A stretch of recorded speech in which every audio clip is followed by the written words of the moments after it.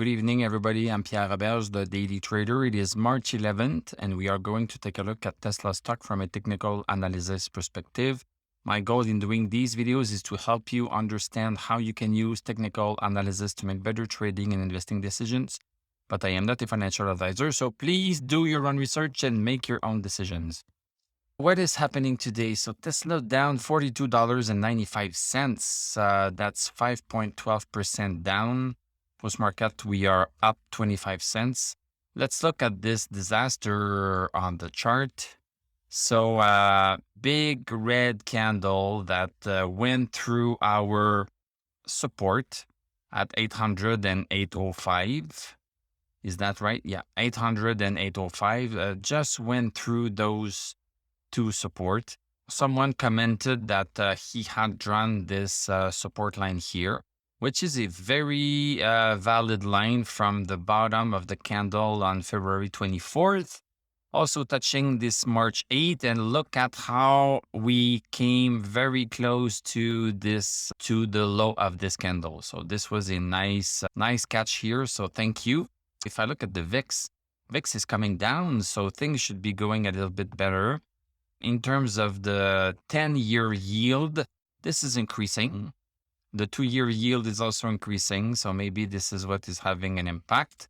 Let's look at Dow Jones. So a down day today, but basically it's going sideways. It's still over this support. It's maintaining itself, at least for now, over this support. It's not really coming down. It is in a downtrend, but it's still stabilizing for now. S&P also a down day, but still stabilizing. Nasdaq Index, well, Nasdaq broke 13,013. So this one is a little bit more important to take a look at. Let me give you a new support right here. So basically, this is a double support right here, 12,829. Yeah, and the Nasdaq 100 also came back to a very short-term support right here. So it seems like we are not out of the woods yet, but anyway, until we break this downward resistance anywhere on all of the indices that we are looking at, and in Tesla also, until we break above this resistance right here, don't go long. Don't go long. This is my advice to you.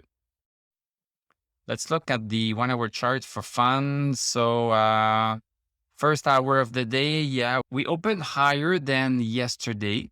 And we had stochastic at 71 on the hourly chart. So that was nice from that perspective. But no, went straight to 813.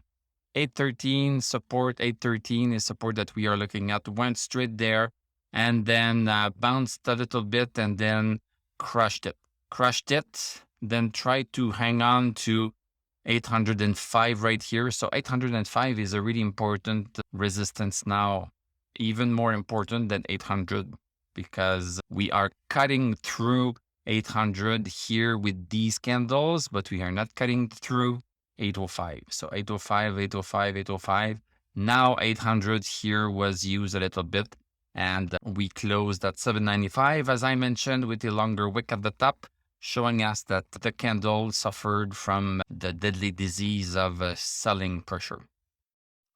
Yeah, I'm going to remove this one here. So we are still inside this downward trend, no end in sight for now. Let's look at the indicators. So yes, it's too bad that we had stochastic over 60 not too long ago. The stock really tried to break this resistance, but just could not. Resistance is more important than stochastic over 60. When we have both, now we're talking. If we have only one of them, we are not talking that much. So stochastic back down to 39. MACD still crossed over bullish. I don't know how long it's going to last. RSI coming down at 40 and DMI also red. So we have been in a downtrend since November 5th, and the downtrend does not seem to be letting go, even though we had some hope right here. It just did not pan out. Let's be patient and let's watch this resistance. That's the one to watch. Thank you very much for watching. Thank you for liking, commenting, subscribing. If you like what I do, you can become a YouTube member. You can click on my TradingView affiliate link. I'm going to wish you a great weekend. We are going to talk on Sunday for my members and Monday for everybody else. And I'm going to tell you à la prochaine.